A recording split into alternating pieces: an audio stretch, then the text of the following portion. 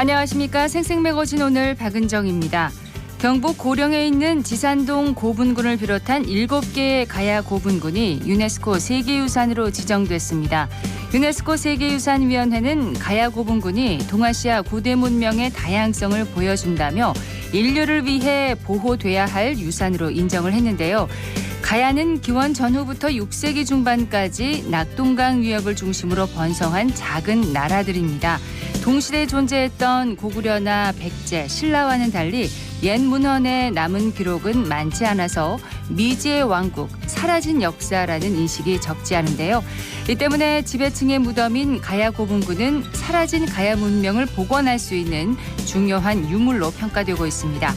학계에서는 이제부터가 시작이라고 강조하는데요. 가야 고분군에 대한 연구와 조사, 체계적인 관리와 점검 체계를 지금부터라도 잘 마련해서 가야 고분군의 가치 보다 널리 알릴 수 있었으면 하는 바람입니다. 9월 18일 월요일 생생매거진 오늘입니다. 먼저 안동과 포항 울릉역에서 연결해서 그곳의 소식과 날씨 듣겠습니다. 안동입니다. 오늘 안동 아침 기온은 19도로 평년보다 3도에서 5도가량 높게 출발했고요. 낮에는 31도 안팎까지 올라 조금은 후덥지근하겠습니다. 내일까지 내륙을 중심으로 낮 기온이 30도 내외로 오르는 곳이 많겠는데요. 자외선 지수도 보통에서 높음 수준까지 오르겠습니다. 한편 평년을 웃도는 기온은 수요일인 모레부터 차차 내려가겠고요. 주 후반엔 비 소식이 들어있으니 일정 잡으실 때 참고하시면 좋겠습니다. 경북 도청 신도시의 악취 관련 민원이 갈수록 늘고 있습니다. 안동시 풍천면과 예천군 홍양면 일원에 조성 중인 신도시에 인근 축사에서 흘러나온 분뇨 악취가 확산되면서인데요. 민원이 잇따르자 도는 해당 축사 이전을 검토했는데 대체 부지 등을 확보하지 못하면서 축사 이전은 없던 일이 됐습니다. 안동시는 농림축산식품부에 악취 저감 공모 사업을 통해 저감 시설을 설치할 계획이지만 내년도 사업비는 이미 확정된 상태여서 올해는 사업 추진이 어려운 상황이고요. 내년 공모 사업에 신청해 선정되더라도 2025년에 돼서야 악취 저감 시설을 설치할 수 있습니다. 또 현장 점검 결과에 따르면 법적 기준에 맞게 운영되는 축사라서 공모 사업 선정을 장담할 수 없다는 것도 문제로 꼽히고 있습니다. 일단 경북도는 농장주와 협의해서 악취 저감 시설 비용의 일부를 지원하기로 하고 관련 비용을 내년도 예산에 반영할 계획이고요. 당장은 퇴비에서 냄새가 나지 않도록 하는 약품을 해당 농가에 지원하겠다고 밝혔습니다. 지금까지 안동이었습니다. 이어서 포항입니다. 주말 동안 가을비가 내렸던 경북 동해안 오늘은 큰 비 소식은 없지만 늦은 오후까지 최대 60mm의 소나기가 예상됩니다. 돌풍과 천둥 번개를 동반해서 요란하게 내리는 곳도 있겠는데요. 시설물 점검 잘 해주시기 바랍니다. 오늘 낮 기온은 29도를 기록하겠고요. 이렇게 평년보다 높은 기온은 이번 주부터 조금씩 낮아지겠습니다. 포항과 경주, 영덕에서 활동하는 해녀들로 구성된 경북해녀협회가 공식 출범했습니다. 경북해녀협회는 포항 구룡포읍과 호미곶면에서 활동하는 해녀들이 주축이 됐고요.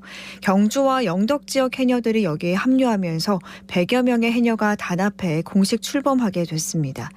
초대 회장에는 성정희 구룡포 어촌계장이 만장일치로 추대됐는데요. 성 회장은 구룡포읍에서 40년 이상 해녀로 활동하면서 우리나라 고유의 전통어업인 해녀어업을 지켜왔습니다. 경북해녀협회는 앞으로 청년들에게 해녀어업을 전수하는 해녀학교와 해녀어업 부산물로 만드는 공예교실, 해산물 요리교실 등을 운영할 예정이고요.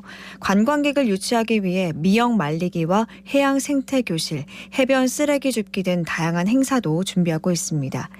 경북은 해녀 수가 약 1,500여 명으로 우리나라에서 두 번째로 해녀가 많은 광역단체이자 육지해녀의 대표 지역인데요. 해녀 보존과 활성화를 위해서 앞으로도 다양한 지원이 이루어졌으면 좋겠습니다. 지금까지 포항이었습니다. 이어서 울릉에서 전해드립니다. 울릉도와 독도에는 흐린 하늘 보이면서 시간당 1mm 내외의 약한 비가 단속적으로 내리고 있습니다. 이 비는 내리다 그치다를 반복하면서 늦은 오후까지 계속 이어지겠습니다. 오늘 예상 강수량은 5에서 30mm입니다. 동해 중부 안쪽 먼바다에는 남동에서 남풍이 불며 바다의 물결은 0.5에서 1.5m로 잔잔하게 일겠고요.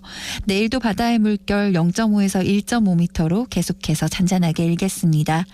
오늘 여객선은 정상 운항합니다. 울릉군이 지난 15일 신규 선정된 3개 업소에 착한 가격 업소 표차를 전달하며 경기 불황과 고물가에도 낮은 가격을 유지해 물가 안정에 동참해준 착한 가격 업소에 물티슈, 페이퍼 타올, 종량제 봉투를 지원했습니다.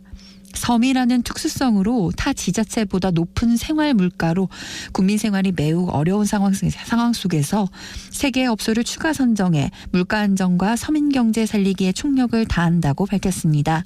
착한 가격 업소 제도는 행정안전부와 지방자치단체가 개인 서비스 요금의 가격 안정을 유도하기 위해 2011년부터 지정 운영해온 제도로 가격, 위생 청결도, 종사자 친절도, 공공성 등을 종합적으로 고려해 선정하는데요. 울릉군에는 기존 5개의 착한 가격 업소 외 올해 8월 말 3개소를 신규 선정해 모두 8개의 착한 가격 업소가 있습니다. 울릉군은 착한 가격 업소 활성화 및 홍보를 위해 행정안전부에서 운영하는 착한 가격 업소 누리집과 울릉군 누리집을 통해 관광객들이 관내 착한 가격 업소를 많이 이용할 수 있도록 홍보할 계획이며 향후 1인 식사 테이블 지원, 상수도 요금 감면 혜택 등을 추가 지원할 계획입니다. 지금까지 울릉이었습니다.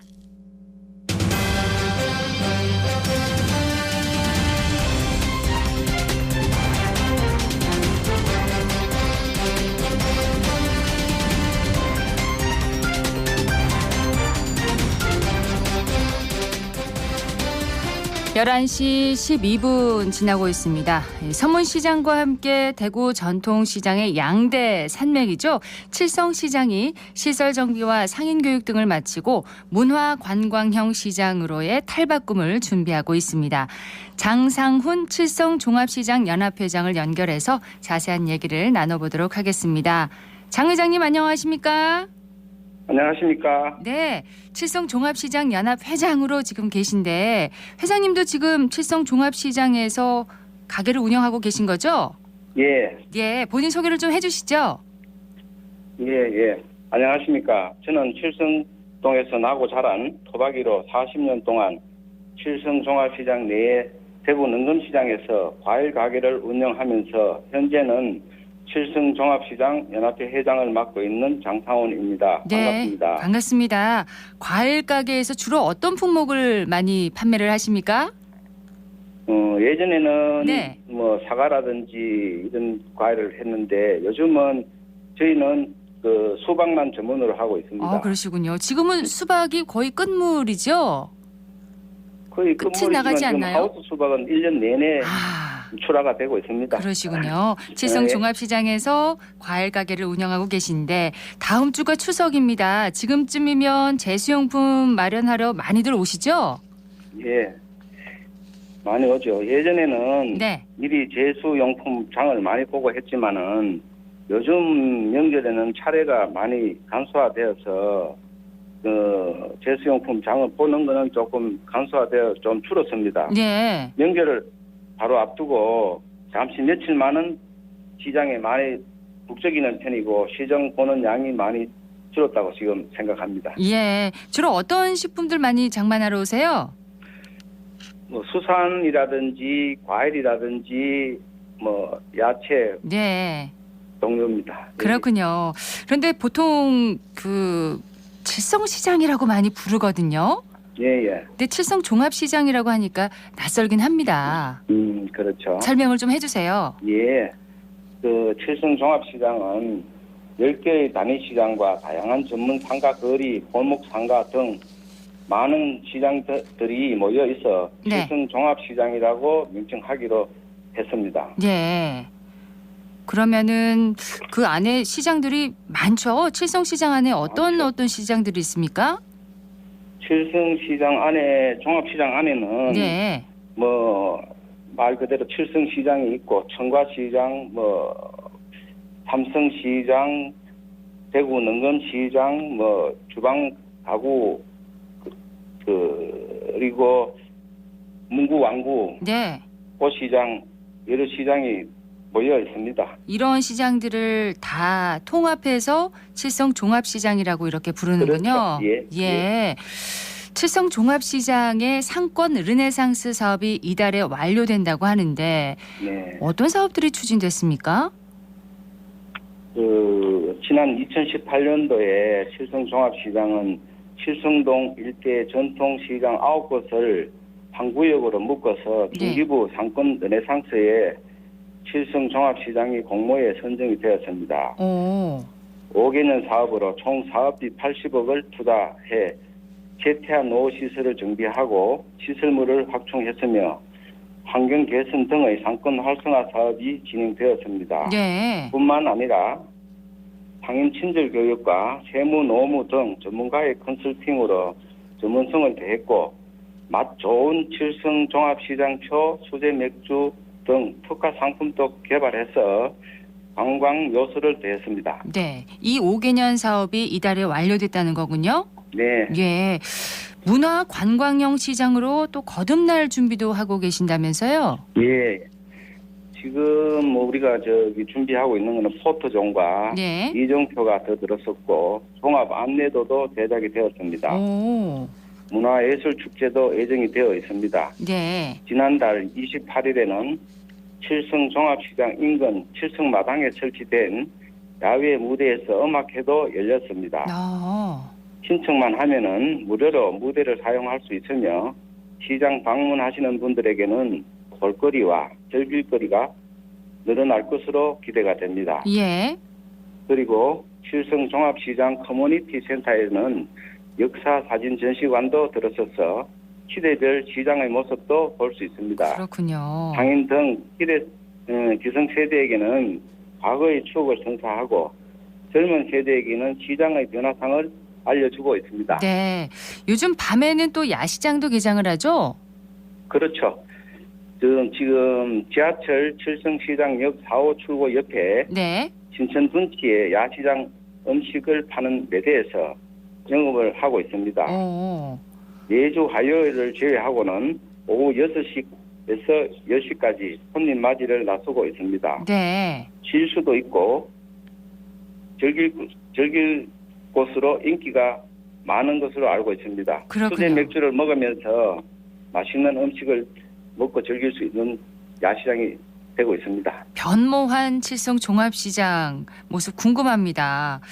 예, 감사합니다. 많이들 가보시면 좋을 것 같은데 최근에 이 칠성 종합시장의 역사를 담은 다큐 소설이 발간됐다면서요? 예.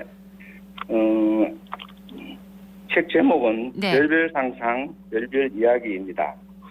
칠성시장의 태동기부터 현재까지 걸어온 길을 이야기 형식으로 엮은 책입니다. 옛 칠성시장 종합시장의 사진과 칠성 종합시장을 삶의 터전으로 살아온 상인들의 사연과 네. 칠성 종합시장의 매력 그리고 상인들이 꿈꾸는 칠성 종합시장의 미래를 담고 있습니다. 그렇군요. 칠성 종합시장의 역사를 담은 다큐 소설 별별 상상 별별 이야기라는 책도 있습니다. 칠성 종합시장의 역사가 궁금합니다. 꽤 오래됐을 것 같은데 언제 어떻게 생겨났나요? 그렇죠. 칠성 종합시장은 네. 일제 강점기 해방 이후에 주로 신천 강변을 중심으로 대구역을 통해서 인구가 몰려들면서 자연스럽게 형성된 시장입니다. 네. 대구로 들어온 이주민과 인근 농민들이 물건을 사고 팔면서 조금씩 늘어나서 시장이 형성이 되었습니다. 네. 칠성 종합시장의 장점도 참 많죠? 많죠. 자랑 좀 해주시죠. 예.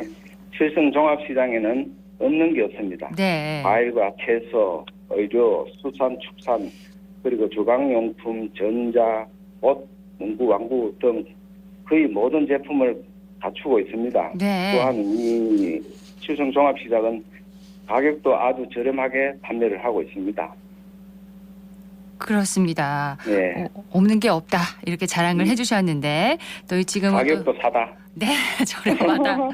네, 강조를 해주셨습니다. 네. 자, 지금은 또 야시장도 있으니까 밤에도 또 맛있는 음식을 먹을 수가 있는데 칠성 종합시장에 가면 꼭 맛봐야 하는 음식이 있다면서요? 예, 많이 있죠. 네. 연탄 석쇠 돼지 불고기가 유명합니다.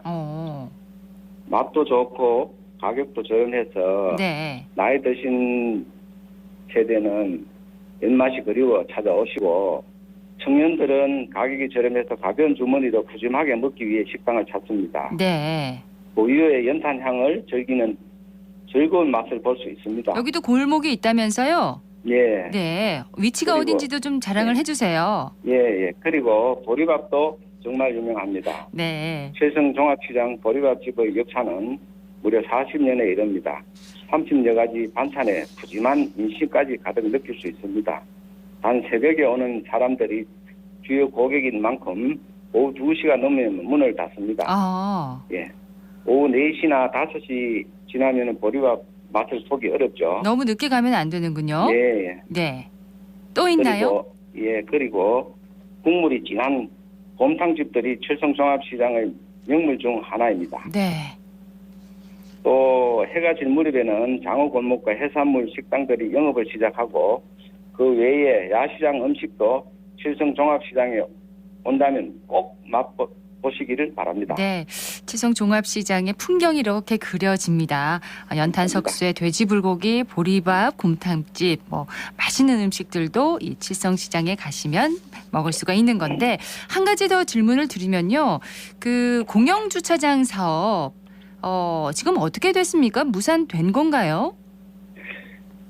아닙니다. 지금 진행을 하고 있는데 네. 지난 4월 북구청의 안에 대구시가 수용 불가 결정을 내리고 중앙정부로부터 받은 예산도 이월이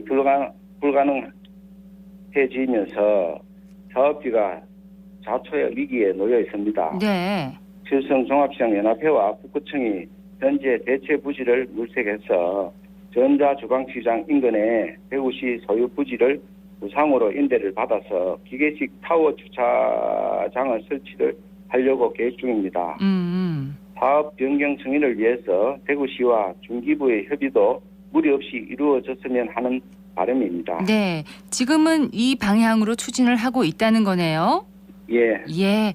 잘 추진이 됐으면 하는 바람이고요. 감사합니다. 자, 네. 마지막으로 시장연합 회장으로서 지역민들께 하고 싶은 말씀이 있으시다면요. 예.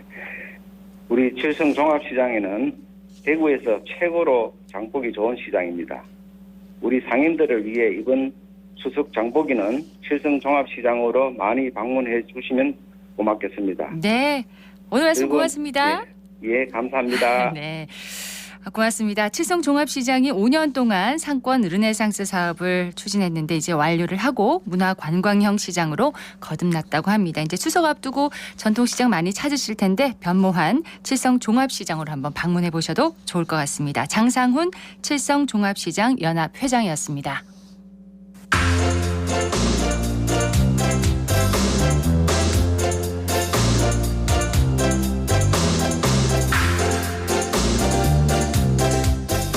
(11시 23분) 지났습니다. 대구시가 대구 청년들에게 지역의 우수 기업을 알리고 취업을 돕기 위해서 단디 잡자 이 페스티벌을 열었다고 합니다. 박나연 리포터 현장 다녀왔다고요? 네, 이번 취업 박람회인 단디 잡자 페스티벌은 지난 14일과 15일 이틀간 개최됐습니다.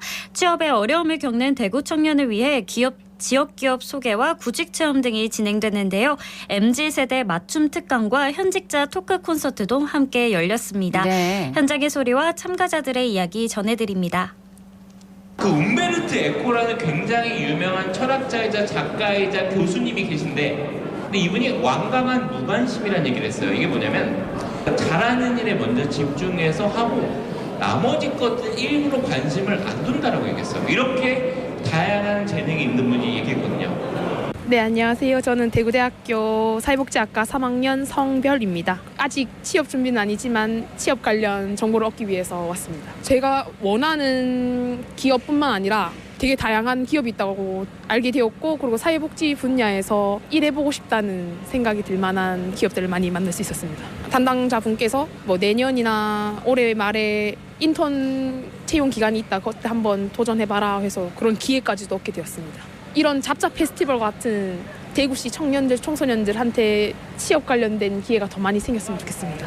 이제 구직 관련해서 정보 알아보려고 여기 오게 됐습니다. 참여하고 있는 기업이 어떤 기업이 있는지 확인하고 이제 제 관련된 전공에 맞는 회사들 좀 보려고 왔습니다. 안 그래도 이제 하반기 공채가 시작돼서 이제 기업 정보들이 많이 필요했었는데 이런 좋은 기회가 있어서 취업생한테는 되게 좋았던 기회였던 것 같아요. 제가 필요한 이제 역량이나 자격증들을 다 취득해서 좀 더 제가 원하는 회사에 이제 취업할 수 있도록 노력해 보아야 될 것 같아요.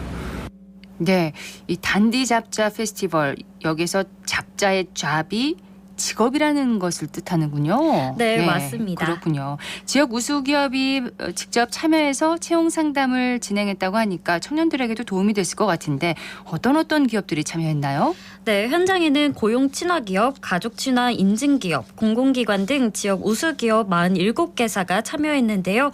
컨설팅에서는 보수와 근무 환경, 직무의 세부적인 내용, 채용 정보 등을 알 수 있었습니다. 또 MBTI와 같이 개인 맞춤 취업 컨설팅도 받아볼 수 있어 청년들의 반응이 아주 좋았습니다. 네. 컨설팅을 진행한 신동열 대표에게 자세한 이야기 들어봤습니다. 오늘 취업 컨설팅이랑 그리고 전반적인 행사 운영을 총괄하고 있는 신동열 대표라고 합니다. 1층에는 대구의 우수 기업들이 포진해 있고요. 2층에는 공공기관들, 그래서 공공기관들 같은 경우에는 블라인드 채용이 위주이기 때문에 모든 정보를 오픈해 드릴 수는 없지만 학생분들이 그래도 취준을 하실 수 있는 꿀팁 정도를 알려드릴 수 있는 인담자분들이 배석해 계십니다. 그 채용 현황판에 보시면은 급여라든지 채용 조건 같은 것들이 나열이 되어 있어서 취업 준비생들이 저희 박람회에 방문해 주신다면 웹상에 없는 자료들이 많으니까 정보를 얻으시면 좋을 것 같습니다. 취업 준비를 할 때 가장 중요한 거는 실제로 본인이 뭘 좋아하고 뭘 잘할 수 있는지 찾는 게 가장 중요하다고 생각을 합니다. 취업 페스티벌의 취지는 학생들에게 그런 인사이트를 제공하고 지역 내에서도 많은 좋은 기업들과 좋은 기관들이 함께 해주시기 때문에 방문해 주신 학생분들한테는 저희는 인사이트 제공을 가장 큰 목적으로 하고 있고 컨설팅 때도 그걸 중점적으로 진행하고 있습니다. 취업 시장으로 이제 나오면서 본인이 많이 혼란스러울 수 있을 텐데 그걸 가이드를 해주는 게 가장 주 목적일 것 같고 학생분들이 아무래도 가장 궁금해하는 거는 뭐 생활할 수 있는 급여대와 그리고 이제 워라밸을 좀 중시하는 세대다 보니까 복리후생이라든지 이런 것들을 많이 물어보십니다. 많은 학생들이 막연하실 겁니다. 저도 취준할 때 그런 경험을 많이 했었기 때문에 그런 막연함을 헤쳐나갈 수 있는 그런 방안들을 제시하고 또 학생분들이 본인이 만족하실 수 있는 취업을 성공하실 수 있는 가이드 역할을 하는 게 앞으로의 비전이라고 할 수 있겠습니다. 근데 이번 행사에서 기업 탐방 프로그램도 함께 진행된다면서요? 네, 오늘부터 22일까지 단디 알자 대구 기업이라는 한국산업단지 입주기업의 탐방도 함께 진행될 예정인데요. 직접 기업을 방문해 직종과 직무, 복지, 성장 가능성에 대한 정보를 제공받고 현장을 직접 체험해 볼 수 있습니다. 큰 도움 되겠어요. 네, 대구 지역 문제 해결 플랫폼 이재찬 사무국장에게 자세한 이야기 들어봤습니다. 단디 잡자 페스티벌은 청년들이 관심을 가질 만한 지역의 유망 기업 47개를 탐색할 수 있는 기회의 장으로 크게 취업 박람회와 기업 투어 두 가지 사업이 운영됩니다. 이를 통해 지역 기업에 대해 긍정적인 인식을 확산하고 취업 준비 중인 청년들에게 대구 지역에도 좋은 기업이 많다는 걸 알리고자 합니다. 취업 박람회의 경우에는 기업 소개 및 취업을 위한 면담 등을 진행하는 기업 부스가 운영되고 있고 취업에 도움이 되는 이벤트 부스들도 많이 운영되고 있습니다. 뿐만 아니라 명사 특강, 게임 등의 재미있는 행사들도 다양하게 준비했습니다. 기업 투어의 경우에는 대구 지역의 산업단지에 있는 기업 4곳이 참여하고 있고 기업 투어에 신청한 청년들은 기업 현장을 둘러볼 수 있습니다. 기업의 담당자들에게 기업에 대해 궁금했던 것들도 자유롭게 물어보면서 그 해당 기업을 구체적으로 탐색할 수 있는 기회가 될 것입니다. 이제 통계 자료를 봤을 때 광역시 중에 대구의 청년 인구 유출이 가장 높다고 합니다. 때문에 청년 인구 유출은 대구 지역의 중요한 과제 중에 하나라고 생각합니다. 이번 단디 잡자 페스티벌을 통해서 대구에 좋은 기업이 많다는 것을 좀 알게 되고 청년들이 대구 지역에 지속적으로 정착할 수 있기를 기대합니다. 나아가서 지역의 유망한 기업과 그 기업에 필요한 인재가 될 청년이 잘 매칭되어서 기업과 청년이 모두 상생할 수 있는 장이 되었으면 합니다. 네, 단디 잡자 페스티벌은 끝났지만 단디 알자 대구 기업은 22일까지 계속되는 거군요. 네, 맞습니다. 요즘 하반기 공채가 시작되면서 구직에 어려움을 겪는 청년들이 많아지고 있는데요. 기업과 채용 정보에 대한 정보를 한눈에 알 수 있고 면접 경험도 쌓을 수 있는 다양한 프로그램이 앞으로도 다양하게 진행되길 바랍니다. 네, 박나영 리포터 소식 잘 들었습니다. 네, 고맙습니다.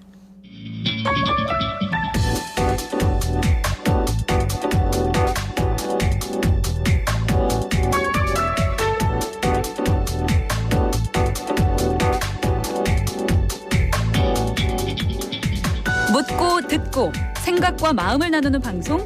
지금 여러분께서는 대구 경북을 보고 듣는 생생 매거진 오늘을 함께하고 계십니다.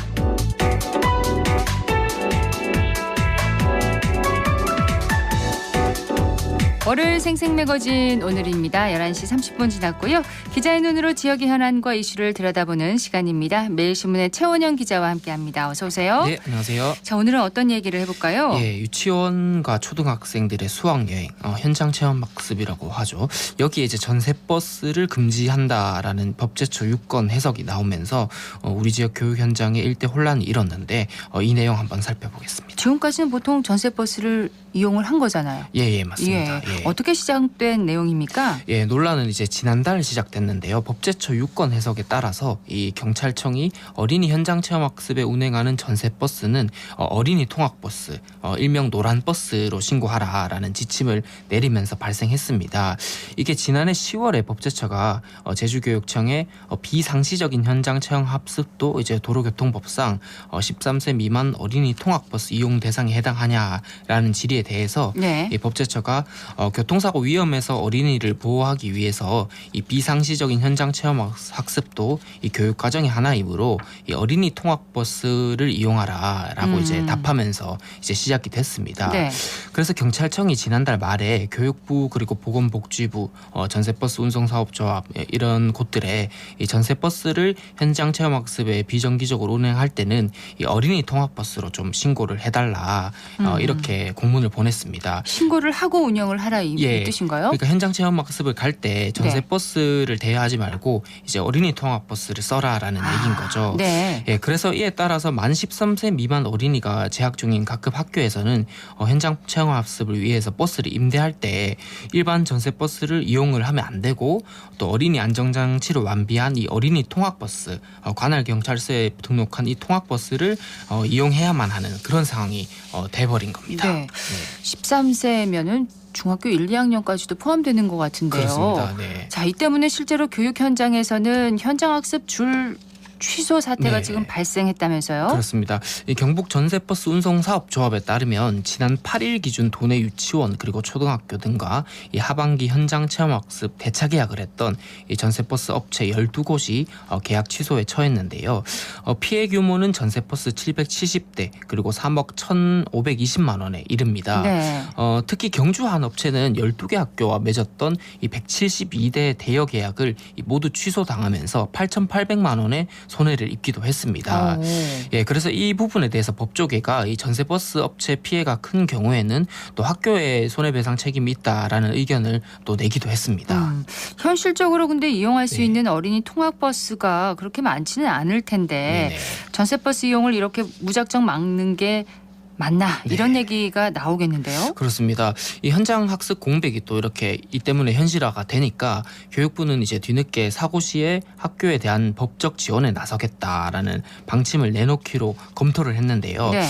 한동안 기존처럼 이제 전세버스로 현장 학습을 가도록 하되 이 어린이 통학버스 미사용 위법 문제가 좀 발생을 하면 이 교육부가 이제 변호사 선임 같은 이 법률적 지원을 교사와 학교에 하겠다라고 이제 결론을 낸 겁니다. 네. 그런데 교사들 입장에서는 이런 이제 지침이 곧 전세버스를 이용해도 된다라는 말은 아니기 때문에 안심할 수 없다라는 입장을 냈습니다. 네. 그러니까 공무원인 교사 입장에서는 전세버스를 이용하더라도 위법이 아니다라는 확답이 필요하다는 얘기인 거죠. 네. 그러니까 교육부는 다시 이 법적 지원을 하겠다는 지침 공개를 좀 유보를 하면서 이 갈팡질팡하는 행정을 보였는데요. 근본적으로 이제 법제처가 현장 실정을 너무 모른 채 원칙만 앞세워 이 한 줄 유권 해석을 내린 것 때문이다라는 지적이 나올 수밖에 없습니다. 네, 그러니까 유치원과 초등학생들의 수학여행, 현장 체험학습에 전세버스를 금지한다. 네. 이런 법제처 유권 해석이 나오면서 이 한 줄이 현장에 이제 혼란을 가져다 준 거네요. 네, 맞습니다. 그러니까 어린이 현장 체험학습에 차량 일부를 또 쓰게 되면 남은 통학생 같은 경우도 이제 노란 버스를 써야 되기 때문에 네. 신고된 차량만으로는 턱없이 부족한 형편입니다. 그리고 이제 전세 버스를 통학 버스로 이제 개조를 하려고 해도 업체들이 비용을 들여가면서 이 성인 수송까지 또 포기해야 하는 이런 부담도 생기고요. 네. 상황이 이렇게 되니까 이제 관계당국 회의에서 이 법제처 유권 해석 재해석 요구도 이렇게 나왔습니다. 그리고 정치권에서도 이 한시적 현장 체험 학습은 어린이 통학버스 이용 대상에서 좀 예외로 두자라는 법 개정안 발의에도 나섰습니다. 네, 법제처 입장은 어떻게 나왔나요? 예, 법제처는 이제 유권 해석 재해석은 좀 현실적으로 어렵다라는 입장을 내놨고요. 그보다는 이 관계부처나 국회 차원에서 좀 하위 법령을 개정하는 것이 현실적인 대안이다라는 이제 입장을 밝혔습니다. 하위 법령을 개정한다. 예. 그래서 법제처 대변인 측은 이렇게 유권 해석 결과로 파장이 이렇게 큰 거는 처음이라서 당황스럽다라고 하면서 이 유권 해석이 필요할 때 이 담당 부처 입장도 듣고 뭐 충돌이나 갈등 소지까지 조율해서 결론을 내는데 네. 이번 사안 역시 지난해 연말부터 이 경찰청이나 교육청과 미리 논의를 해서 반년 만에 결론을 낸 만큼 대비책이 있으리라 생각했는데 이런 논란이 생겨서 당황스럽다 이렇게 얘기했습니다. 그러니까 그 어린이 통학버스를 이용하면 안전한 거는 맞잖아요. 그렇죠. 예, 네네. 맞는데 맞죠. 네. 현장 체험 학습을 위한 어떤 현실적인 현장의 그런 소리를 좀 약간 좀 반응하지. 그러니까 대안이 없이 이렇게 대안이 없으니까. 저 그러면 지금 현장 체험 학습의 공백은 어떻게 지금 메우고 있나요? 논란이 계속 커지니까 이 대구 시교육청하고 경북 도교육청이 지난 8일에 각급 학교에 공문을 냈습니다. 현장 체험 학습을 좀 정상적으로 추진을 하자 이렇게 당부를 한 건데요. 네. 시도교육청이 이 교육청 방침에 따라서 운영한 현장 체험 학습에서 이 어린이 통학버스를 이용하지 않았다는 이유로 이 교사나 학교의 과실을 물을 수는 없다. 그리고 현재 경찰청과 교육부에서 추진하고 있는 도로교통법이 개정되기 전까지는 이 어린이 통학버스를 이용하지 않아서 이 전세버스를 이용해서 발생하는 문제에 대해서 이 법적인 책임은 묻지 않겠다라고 거듭 강조했습니다. 시도교육청이 이제 학교에 묻지 않겠다 이런 뜻인가요? 네네. 그래서 또 시도교육청이 교통사고 발생으로 이제 학부모가 뭐 혹시 교사 개인에게 제기할 수 있는 민사상 책임에 대해서도 좀 공동적으로 대응하겠다라고 하면서 혼란 수습에 나섰습니다. 예. 이렇게 학교와 교사에게 법적 책임을 물을 수 없다. 네. 시도교육청의 발표에 현장 학습이 좀 재개되는 분위기로 돌아섰습니까? 일단 다행히도 그렇게 됐는데요. 네. 시도교육청에 따르면 당초 현장학습 취소를 결정했던 지역 초등학교 일부는 지난 13일부터 현장학습 재개 절차를 밟고 있고요. 네. 전세버스를 활용하는 거죠. 그렇습니다. 경북의 경우에는 이 앞서 초등학교 473곳 가운데 70곳이 이 수학여행 같은 이제 하반기 현장학습을 취소를 했는데 대구도 몇몇 초등학교가 일정을 취소했는데 이게 돌아서는 분위기고요. 일례로 이 안동의 한 A 초등학교는 14에서 15일로 계획했다가 취소한 수학여행을 또 재개를 했고요. 경북 전세버스 운송사업조합 측도 취소했던 수학여행의 전세버스를 좀 다시 빌릴 수 있겠냐라는 문의가 조금씩 들어오고 있다라고 설명을 했고요. 네. 또 대구 시교육청 측도 지난 8일에 이제 과실을 묻지 않겠다라고 안내한 뒤로 현장 학습이 좀 안정적으로 다시 재개되는 분위기다 이렇게 전했습니다. 일단 뭐 취소했던 것을 다시 이제 계획을 잡고 있고 추진하는 분위기인데 당장 현장의 혼란은 어느 정도 수습이 됐지만 이게 근본적인 해결책은 되지 않을 것 같은데요. 맞습니다. 이 근본적으로는 초등 수학 여행 때 이 부족한 어린이 통학버스 대신 이 전세버스를 뭐 쓸 수 있고 또 안전조치도 좀 보충할 수 있는 이런 법적 근거가 좀 시급하다는 목소리가 높은데요. 이와 관련해서 이미 이제 김교흥 국회 행정안전위원장이 도로교통법 개정안을 이 상임위원회에서 법제사법위원회에 직권 회부하기로 여야가 합의했다라고 얘기를 했고요. 김 위원장이 앞서서 지난달에 수학여행 전세버스 파동 정상화법을 대표 발의를 이미 해놨습니다. 어떤 내용을 담고 있나요? 네, 그래서 수학여행이나 뭐 소풍 같은 일시적인 현장학습 차량은 어린이 통학버스 신고 의무 대상에서 제외한다라는 내용을 담은 겁니다. 일시적이라는 단어가 들어가 있네요. 맞습니다. 그래서 이제 직권 회부하는 법안은 법사위에서 우선순위로 다루게 되고요. 이르면은 이달 중에서 본회의에서 개정법을 통과시키면 다음 달에는 현장학습이 좀 정상화되지 않겠냐 이런 전망도 나옵니다. 혼란이 계속되고 논란이 커지면서 정부도 나섰습니다. 네, 이 정부가 학교 현장 학습 시 어린이 통학버스 미사용과 관련한 논란이 계속되니까 일반 전세버스도 이용할 수 있게 관련 규정 개선에 나섰는데요. 교육부, 국토교통부, 법제처, 경찰청이 합동으로 지난 13일에 국장급 회의를 열어서 이 관련 지원 방안을 논의를 했습니다. 이번 회의에서는 이 국토부가 이 도로교통법 개정 전에 일반 전세버스를 이용한 현장 체험학습도 적법한 것으로 하위 규칙인 자동차 규칙을 개정하기로 했습니다. 자동차 규칙이요? 예, 요거를 보면은 이제 현장 체험학습 같은 비상시적 교육 활동을 위한 차량 운행할 때는 어린이 통학버스를 신고 대상에서 제외하는 내용이 담겼고요. 네. 이번 개정안에 대해서 법제처가 또 추석 전까지 해당 내용으로 개정을 마무리하기로 했고, 또 경찰청 그리고 법제처 같은 관계 부처는 현재 국회 행안위에 발의된 아까 말씀드렸던 도로교통법 개정안도 또 신속히 처리될 수 있도록 협조할 계획을 밝혔습니다. 일명 전세버스 현장 네. 학습 논란입니다. 네네. 여기에 대해서 최 기자는 어떻게 보시나요? 그러니까 일단은 근본적으로 교육 현장 현실과 좀 동떨어진 한 줄의 이 유권 해석이 얼마나 큰 파동을 가져올 수 있는지 보여준 결과라고 생각합니다. 네. 이번 일은 뭐 정부와 정치권의 규정을 개선함으로써 해결 수순으로 지금 접어들었는데, 다른 유형에서 얼마든지 비슷한 일이 일어날 수 있기 때문에 이 뜻밖의 이제 현장 혼란이나 좀 피해를 줄이려면은 좀 정부 부처의 세심한 행정이 좀 필요해 보입니다. 일단 지금 그 일선 초등학교에서 전세버스 현장 학습이 재개된 상태네요. 네, 맞습니다. 그렇군요. 예, 재개되고 있습니다. 네. 매일신문의 최원영 기자였습니다. 고맙습니다. 감사합니다.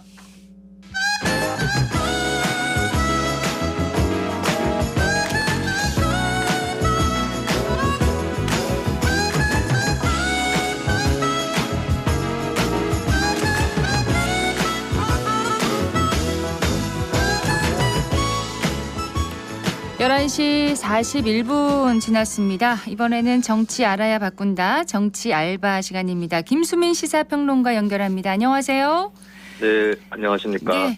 자, 오늘 아침 들어온 소식입니다. 단식 19일째를 맞은 민주당 이재명 대표. 오늘 오전에 건강 악화로 병원으로 이송이 됐습니다. 정신이 혼미한 상태에서 식염수 투여가 이뤄지고 있다고 하는데 지금 큰 고비를 맞이한 것 같습니다. 네, 아무래도 건강 악화는 명백한 현실로 보여지고요. 이번 주가 굉장히 큰 고비가 될 것으로 보입니다.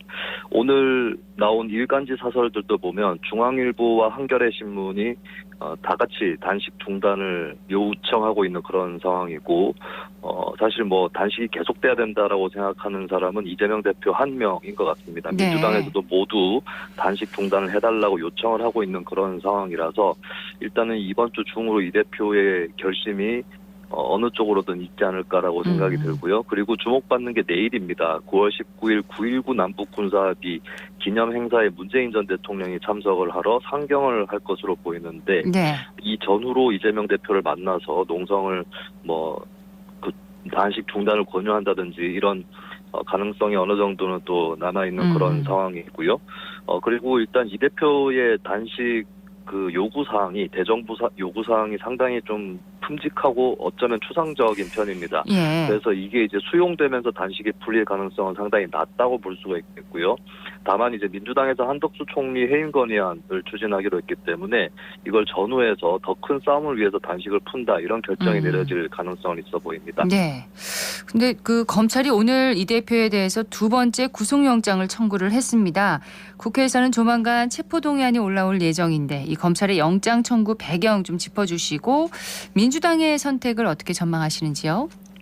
네, 영장은 백현동 의혹과 쌍방울 의혹 두 가지를 묶어서 영장을 청구하게 됐는데, 이재명 대표 소환 조사 때 이미 수사는 막바지였다라고 볼 수 있다면 영장 청구는 정해진 수순이었다라고 볼 수가 있겠습니다. 그리고 더 늦출 경우는 단식 기간이 더 길어져서 더 부담될 수 있다는 판단을 했을 것으로 보이고요. 그러면 이제 아무래도 이번 주에 체포동의안이 국회로 올라가게 될 텐데 사실은 민주당 입장에서는 이재명 대표가 구속영장 심사를 받겠다라고 공언을 했기 때문에 이것을 뒤엎는 데는 상당한 부담이 따릅니다. 네. 다만 그동안 단식 기간에 당내에 여론이 결집을 하고 이재명 대표 체포동의안을 부결시켜야 된다라는 그런 의견이 굉장히 드높았었고요. 그리고 이 대표도 현재 병상이기 때문에 적극적으로 의사표현을 못할 가능성이 있는데 네. 그것 때문에 이 대표의 당초 공언과는 달리 체포동의안이 부결될 가능성 예전보다는 높아졌다라고 볼 수가 있습니다. 이 부분은 이제 민주당이 약속을 바꾼 거에 대해서 과연 극복할 수 있는 방안을 준비하고 있는지 이런 것들이 또 관건이 될 것으로 보입니다. 예. 그런가 하면 또 지난주에 이재명 대표 지지자로 보이는 사람들이 국회에서 흉기로 경찰에게 부상을 입히고 또 자해를 시도하는 소란이 있었는데 이에 대해서 김진표 그 국회의장이 민주주의에 대한 위협이 심각하다 이런 입장문을 내기도 했습니다. 네, 이 부분은 정치권의 자성이 필요한 부분인데요. 왜냐하면 예전에 아주 옛날이죠. 1983년에 김영삼 전 대통령 단식을 했던 적이 있고 1990년에 김대중 전 대통령이 단식을 했던 적이 있습니다. 예. 그때는 전자는 독재 정권 때였고 후자는 민주화 이후긴 하나 야당이 절대적인 열세였던 그런 상황이었거든요. 하지만 그때도 지도자가 단식을 할 때에 지지층의 난동이나 자해 일어나지 않았었습니다. 그렇죠. 오히려 민주화된 현재 이런 것들이 더 심해졌다는 것이 우리가 증오라든지 이분법 같은 것들을 부추기면서 정치를 하고 있지 않은가. 예. 정치인부터 돌아봐야 될 것 같고요. 그리고 정치인 팬덤 입장에서도 극단적 폭력은 스스로에게도 도움이 되지 않는다라는 예. 것을 인식을 하고 스스로 알려나갈 필요가 있겠다라고 볼 수 있겠습니다. 그리고 예. 민주당 이제 지지층 중에서 단식 농성장에 방문을 한 사람 리스트를 짠다거나 동조 단식을 다들 하라 이렇게 요구를 하고 있는데 사실 단식이라는 것은 자기 희생의 의미가 강한 거거든요. 예. 근데 이것을 이제 거꾸로 타인에 대한 공격이라든지 테스트 이런 쪽으로 써서는 곤란하다. 이런 것들을 명심할 필요가 있겠습니다.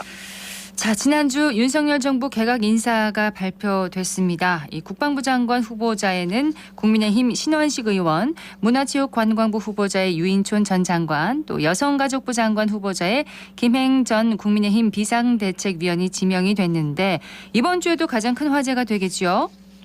네, 세 인물 모두 강경 발언으로 유명한 인사들이다. 이 점에서 전국 대결은 더 격화될 것으로 보입니다.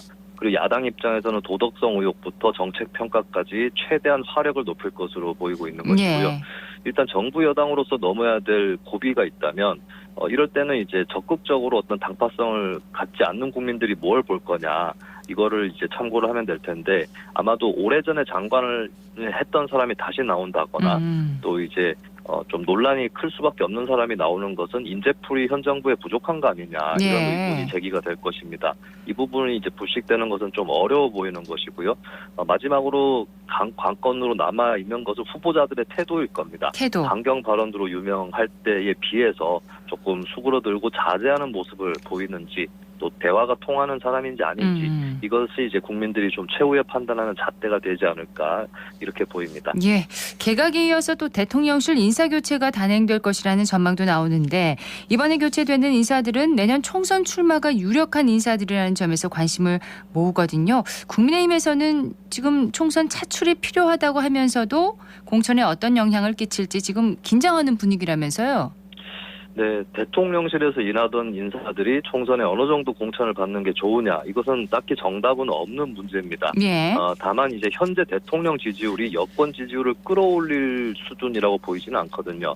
그렇다면 대통령직 인사들이 공천에서 너무 잘 나갔나 싶으면 역풍이 불 가능성이 있다. 특히 당선되기 쉬운 지역으로 가는 비중이 어려운 지역으로 가는 비중보다 크다. 예. 이런 역풍이 불 수 있다는 것이고요.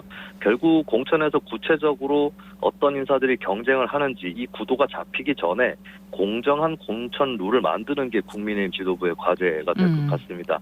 그래서 대통령실 일긴과 무관하게 틀을 어느 정도로 안정적으로 만들어 나가고 결과적으로 공정성이라든지 예. 또 납득할 수 있는 공천인가 이런 것들 담보할 수 있는가 이게 이제 김기현 대표가 보여줘야 될 숙제라고 볼 수 있습니다. 그렇습니다. 더불어민주당은 지금 이종섭 국방부 장관에 대한 탄핵 카드는 내려놓고 한덕수 국무총리에 대한 지금 해임 건의를 추진하고 있는데 이 같은 민주당의 선택은 어떻게 봐야 할까요?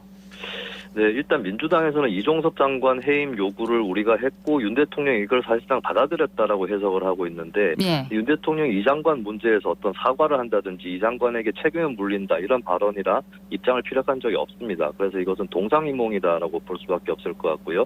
민주당의 경우는 사실은 이제 당 내부에서 특히 국방위원들이 탄핵으로 직무정지를 시킬 경우에 장관직 공백이 생기는 것 여기에 대한 역풍을 우려를 했다라고 하고 이거를 지도부에서 받아들였다라고 볼 수 있겠습니다. 그리고 어차피 민주당이 시도해야 될 일들이 많이 남아있죠. 검사 탄핵하기로 했고 또 해병대 수사 논란, 특검 도입도 하기로 했기 때문에 일단은 이제 이 카드는 접는 것으로 그렇게 결정이 됐고 그리고 결국에 한덕수 총리 해임 건의안 제출로 총 가닥을 잡아 나가는 것인데 사실 해임 건의안은 대통령이 수용하지 않으면 해임이 되지는 않습니다만 민주당이 지금까지 해왔던 공세들을 종합해서 제시를 하겠다라는 것이고 총선이 가까워 올수록 해임 건의안이라든지 탄핵 추진 이런 것들은 부담이 될 수 있기 때문에 아마도 한덕수 총리 해임 건의안을 끝으로 해서 총선 전에는 해임 건의안이라든지 이런 것들을 좀 아끼지 않을까 이렇게 또 전망을 더 이상 해볼 없을 수 있겠습니다. 것이다. 예. 네.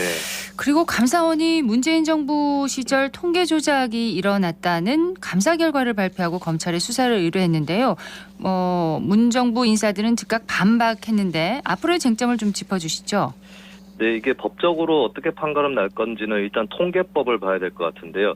통계법에는 누구든지 정당한 사유 없이 작성 중이거나 작성된 통계를 공표 전에 변경하려고 종사자에게 영향력을 행사해서는 안 된다라고 되어 있습니다. 네. 또 공표 전에 제공 또는 누설하거나 목적 외의 용도로 사용해서는 안 된다라고 되어 있고요. 이걸 위반하면 징역 3년 이하까지 처벌이 가능한데, 근데 이제 그 아까도 말씀드렸지만 정당한 사유 없이라고 단서가 붙어 있습니다. 정당한 사유가 있는가 없는가.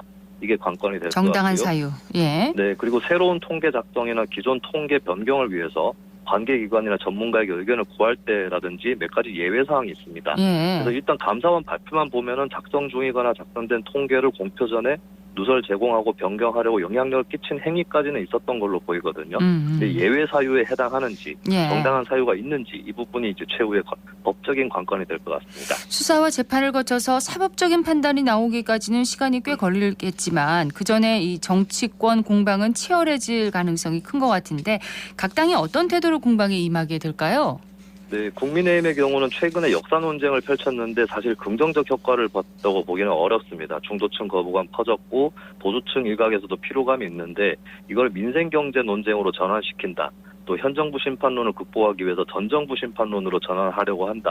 또 이재명 대표뿐만 아니라 문재인 전 대통령에게까지 전선을 확대한다. 이런 차원으로 공격을 해나갈 것으로 보이고요. 그리고 민주당도 여기에 맞서서 전선이 확대될 전망입니다. 이재명 대표와 친문 쪽의 연대 이 문제를 통해서 더 강화될 가능성이 있고요. 양쪽이 서로가 없으면 이제 자신도 불안하다라고 하는 이치에 따라서 합작이 더 강해질 수 있겠습니다. 그리고 이번에 감사원 발표가 감사위원회 의결 이전에 중간 발표 형식으로 이루어졌는데 이런 부분들이 정치적 감사다, 정치 탄압이다 이런 주장을 민주당은 강화시킬 것으로 보입니다. 예, 정치 알아야 바꾼다 정치 알바 오늘 여기까지 듣겠습니다. 고맙습니다. 네, 감사합니다. 김수민 시사평론가였습니다.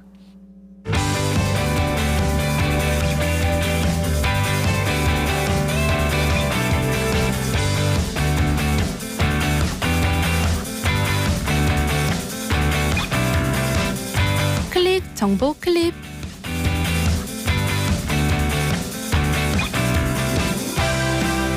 이번 주 금요일부터 일요일까지 대구 수성못 일대에서 2023 수성못 페스티벌이 열립니다. 수성 생활예술 동아리 경연대회, 사생대회, 버스킹 등 다양한 프로그램이 준비되어 있는데요. 지역에서 인기 있는 빵과 커피를 시식 시음할 수도 있고 드랑길 쪽에는 롭스터와 초밥 등 200여 가지의 음식을 만나볼 수 있는 로드 레스토랑도 마련된다고 하니까요. 이번 주말 수성못으로 나들이 가보시는 건 어떨까요?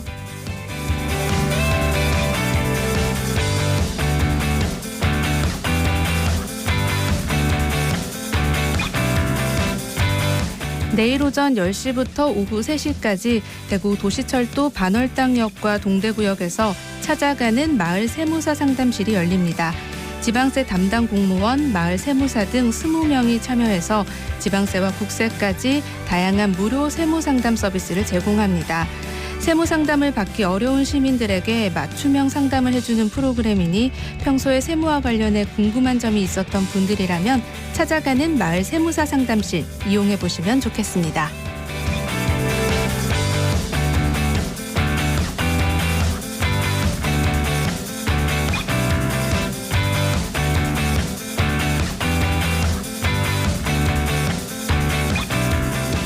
대구시 자치경찰위원회는 청소년 도박, 마약, 절도 등 최근 이슈가 되고 있는 청소년 범죄에 선제적으로 대응하기 위해 전국 최초로 청소년 범죄 예방 교육 프로그램을 개발하고 학교 전담 경찰과 각 학교 교사를 대상으로 보급합니다.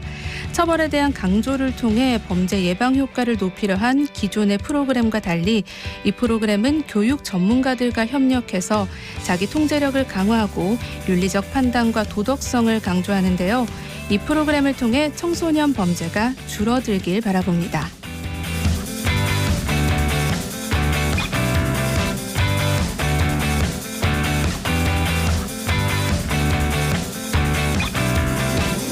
내일 오전 10시부터 오후 4시까지 대구시 9개 구군별 지정된 장소에서 비사업용 자동차를 대상으로 자동차 무상 점검이 진행됩니다. 전문 정비원들이 자동차의 제동장치, 엔진, 배터리 등을 점검한 후 냉각수와 워셔액은 무상으로 보충해줍니다. 가을 행락철과 추석 연휴를 맞아서 자동차를 점검해서 안전한 교통문화 만들어갔으면 합니다.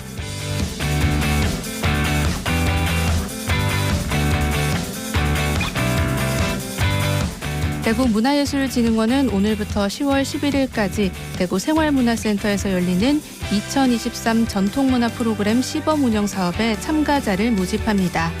전통문화 프로그램은 10월 19일부터 11월 24일까지 6주간 진행될 예정으로요. 정통 정각과 전통 자수 과정을 수강할 수 있습니다. 수강료는 무료로 전통 문화에 관심 있는 대구 시민이라면 누구나 프로그램 신청이 가능합니다. 지금까지 클릭 정보 클립 서유리였습니다.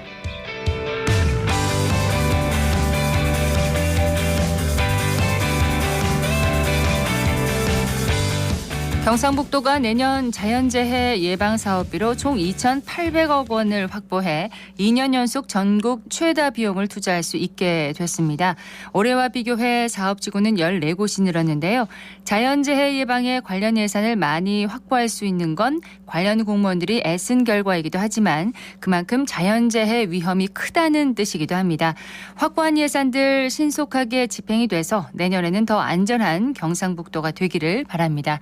오늘 대구와 경북 지역은 흐리고 구름 많은 가운데 오후부터 저녁 사이에 곳에 따라 소나기가 내리겠습니다.